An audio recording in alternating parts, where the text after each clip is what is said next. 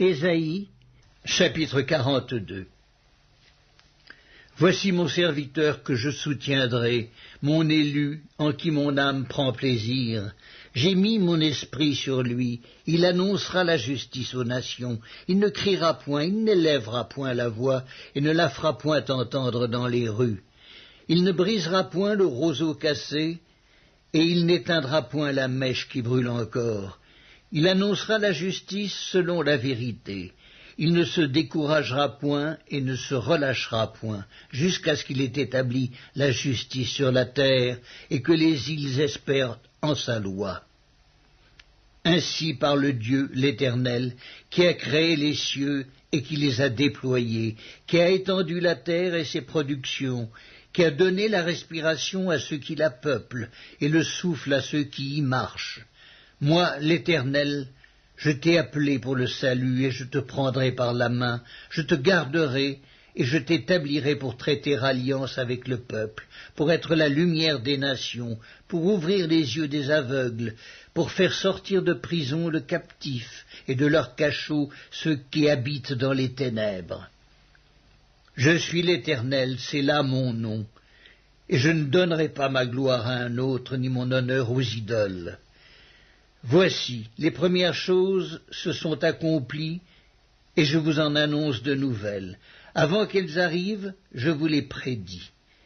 Chantez à l'Éternel un cantique nouveau, chantez ses louanges aux extrémités de la terre, vous qui voguez sur la mer, et vous qui la peuplez, îles et habitants des îles.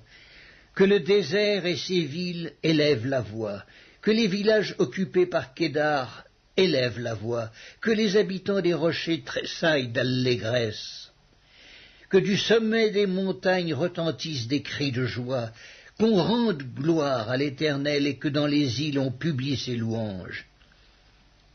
L'Éternel s'avance comme un héros, il excite son ardeur comme un homme de guerre, il élève la voix, il jette des cris, il manifeste sa force contre ses ennemis. J'ai longtemps gardé le silence, je me suis tu, je me suis contenu. Je crierai comme une femme en travail, je serai haletant et je soufflerai tout à la fois. Je ravagerai montagnes et collines et j'en dessécherai toute la verdure. Je changerai les fleuves en terre ferme et je mettrai les étangs à sec. Je ferai marcher les aveugles par un chemin qu'ils ne connaissent pas, je les conduirai par des sentiers qu'ils ignorent. Je changerai devant eux les ténèbres en lumière et les endroits tortueux en plaine. Voilà ce que je ferai, et je ne les abandonnerai point.